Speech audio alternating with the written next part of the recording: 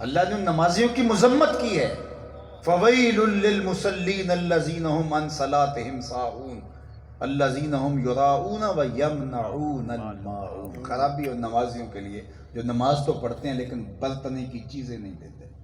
برتنے کی چیزیں کی ہیں جو عمومی طور پہ آپ ہمسایوں کو دے دیتے ہیں، لسی دے دیتے ہیں، برف دے دیتے ہیں، آج کل وہ وائپر دے دیتے ہیں، پائپ دے دیتے ہیں، نمک دے دیتے ہیں، کوئی گھر کی اس طرح کی برتنے کی چیزیں دے دیتے ہیں۔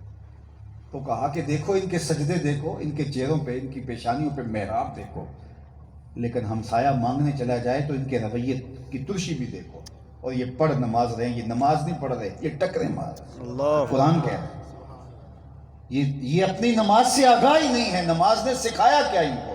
یہ نماز نہیں پڑھ رہے، یہ زمین پر ٹھوکرے مار رہے ہیں، ٹکرے مار رہے ہیں۔ نماز تو سکھاتی ہے، نماز تو ہمدردی دیتی ہے۔ تو یہ وَيَمْنَعُونَ الْمَاعُونَ، جو عمومی برتنے کی چیزیں یہ بھی ایک دوسرے کو نہیں دے رہے، یہ کاہے کی نماز ہے؟ نماز ایسی پڑھو کہ عرش پہ فرشتے بھی جھوم اٹھیں کہ یہ نماز ہو رہی ہے۔ سبحان اللہ۔ تو کہا وَتَقْسِبُ الْمَعْدُومَ، اور پانچویں چیز وَتَقْرِي الضَّيْفَ، اور مہمانوں کو کھانا کھلانا، یہ آپ کا وصف ہے۔ ام المومنین حضور کا وصف، حضور کا اسوہ، حضور کی سیرت بیان کر رہے ہیں۔ تقری الضیف، آپ کا رب آپ کو کبھی رسوا نہیں ہونے دے گا، آپ مہمان نواز ہیں۔ مہمان اپنی قسمت کا کھانا آپ کے گھر آ کے کھاتا ہے، قسمت اس کی ہوتی ہے، دسترخوان آپ کا ہوتا ہے اور یہاں آ کے کھانا ہوتا ہے، رحمتیں لے کے آتا ہے، برکتیں چھوڑ کے جاتا ہے۔ سبحان اللہ۔ اور آج کل حضرت سیدنا شیخ عبد القادر الجیلانی المعروف غوث العظم سبحان اللہ۔ علیہ رحمہ و رضوان کا عرس چل رہا ہے، تو وہ فرماتے ہیں آدھا فقر بھوکوں کو کھانا کھلانا اور برہنہ بدن لوگوں کو لباس پہنانا، سبحان اللہ۔ باقی چلے باتیں ریاستیں یہ سب آدھا ہے۔ آدھا فقر بھوکوں کو کھانا کھلانا۔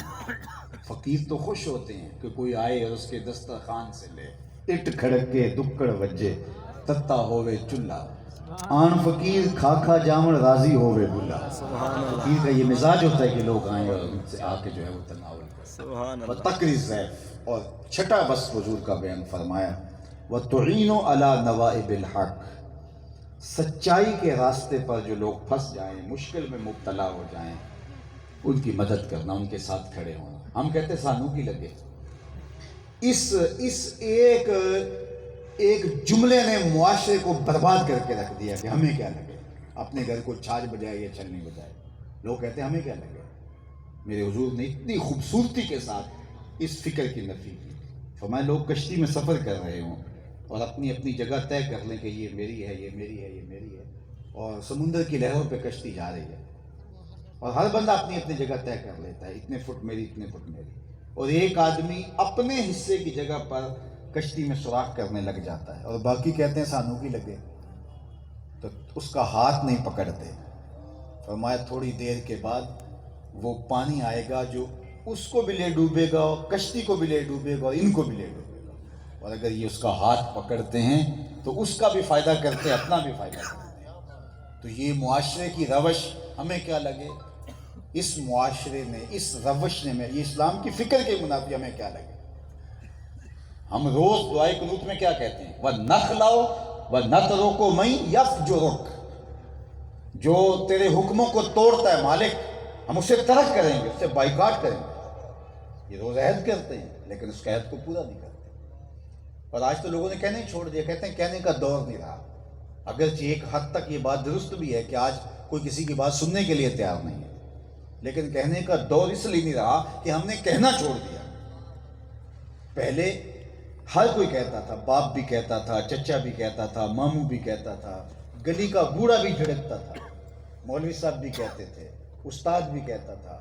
اتنے لوگ جب مزاحمت کر رہے ہوں تو جرم کی، گناہ کی، برائی کی بیخ کنی ہوتی ہے، اور جب ہر کوئی کہ ہمیں کیا لگے تو پھر نتیجہ کیا ہوتا ہے۔ آج تو جو ہے وہ باپ کہتا ہے ہمیں کیا لگے، یہ ماں کی ذمہ داری ہے، ماں کہتی ہے منو کے لگے پیو دی ذمہ داری ہے، اور بیٹے کو اچک کے لے گیا یہ ہمارا سوشل میڈیا، اور ہم سمجھتے ہیں یہ اولاد ہماری ہے، ہماری نہیں ہے۔